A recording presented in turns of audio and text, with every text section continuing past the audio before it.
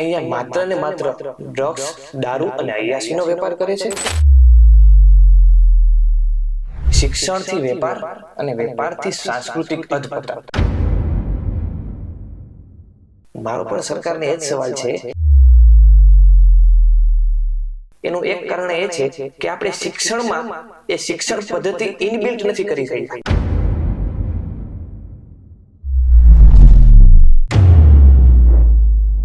રાજ્યમાં હમણાં તાજેતરમાં જ ઠેક ઠેકાણે ઘણા બધા પ્રવેશોત્સવ થયા. સરકારી શાળામાં જે બાળકો અભ્યાસની શરૂઆત કરતા હોય છે એમના માટે પ્રવેશોત્સવનું આયોજન થતું હોય છે, જેથી બાળકો અભ્યાસ પ્રત્યે જાગૃત થાય, એમની રુચિ જે છે એ અભ્યાસમાં વધે અને બાળકો શાળાએ જતા થાય. એના માટે બાળકોને પ્રોત્સાહિત કરવા માટે આ પ્રકારના કાર્યક્રમો રાજ્ય સરકાર કરતી હોય છે.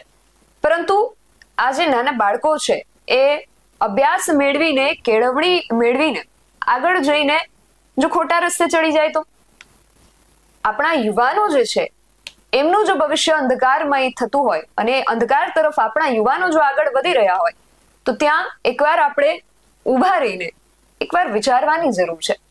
રાજકોટના જે યુવાનો છે એ કંઈક આ દિશામાં આગળ વધી રહ્યા હોય તેવા પ્રશ્નો અત્યારે રાજકોટભરમાં ઉઠી રહ્યા છે, કારણ કે રાજકોટની એક જે ખાનગી કોલેજ છે ત્યાંથી ઘણા બધા પ્રશ્નો ત્યાંના સ્થાનિકો ઉઠાવી રહ્યા છે અને આ સ્થાનિકોનું કહેવું છે કે અહીંયા આ જે વિસ્તાર છે, આ વિસ્તારની આસપાસ નિવાસ કરતા જે વિદેશી વિદ્યાર્થીઓ છે એ આપણા યુવાનોનું જે ભવિષ્ય છે એને અંધકાર તરફ દોરી રહ્યા છે.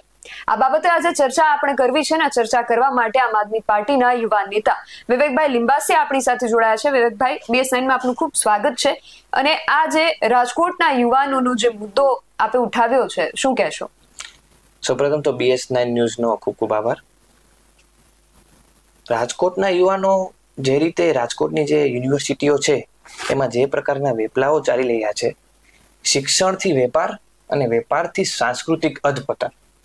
શિક્ષણનો મુખ્ય ઉદ્દેશ્ય શું હોય કે કોઈ પણ વ્યક્તિ ડોક્ટર બને, એન્જિનિયર બને અથવા તો કોઈ પણ ફિલ્ડમાં જાય, પણ સૌપ્રથમ એ સામાન્ય નાગરિક, સારો નાગરિક બનવો જોઈએ. આ શિક્ષણનો ઉદ્દેશ્ય હોય. પણ અહીંયા જે યુનિવર્સિટીમાં ચાલી રહ્યું છે, જે વિદેશી નાગરિકો, વિદેશી વિદ્યાર્થીઓ, કહેવાતા વિદ્યાર્થીઓ જે અહીંયા ભણવા આવી રહ્યા છે, તેઓ અહીંયા માત્ર ને માત્ર ડ્રગ્સ, દારૂ અને અયાસીનો વેપાર કરે છે, જેના લીધે આપણી યુવા પેઢીનું ભવિષ્ય જોખમાય છે અને આપણી યુવા પેઢીનું ભવિષ્ય ધૂળ થઈ રહ્યું છે.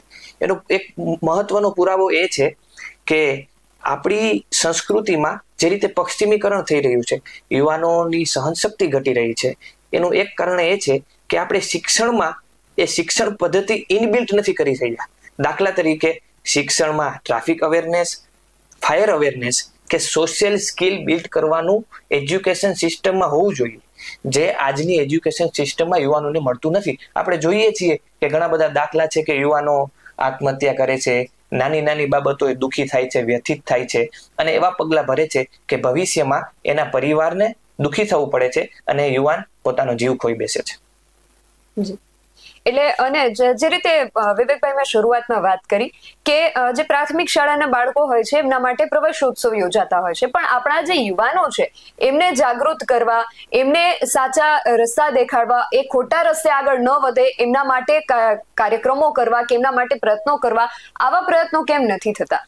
મારો પણ સરકારને એ જ સવાલ છે કે આપ બાળકોનો પ્રવેશ ઉત્સવ કરો છો, બાળકોનો ગુણોત્સવ કરો છો, તો યુવાનો માટે એની સોશિયલ સ્કિલ ડેવલપ થાય.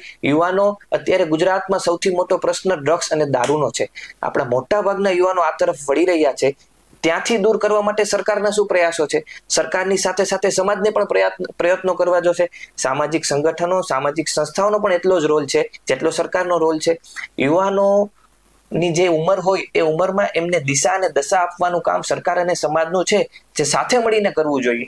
સૌપ્રથમ તો સરકારે કડક કાયદાઓ બનાવવા જોઈએ અને એનું કડક અમલીકરણ કરવું જોઈએ. ગુજરાતમાં અત્યારે જે રીતે ડ્રગ્સ અને દારૂ વેચાઈ રહ્યા છે, જે રીતે ખુલ્લેઆમ જે યુનિવર્સિટીની બહાર અયાસીના વેપારો થઈ રહ્યા છે, એ આપણી સંસ્કૃતિનું અધપતન છે અને યુવાનો ખોટી દિશામાં જઈ રહ્યા છે. એના માટે મારું દુઃખ છે ને હું વ્યથિત છું.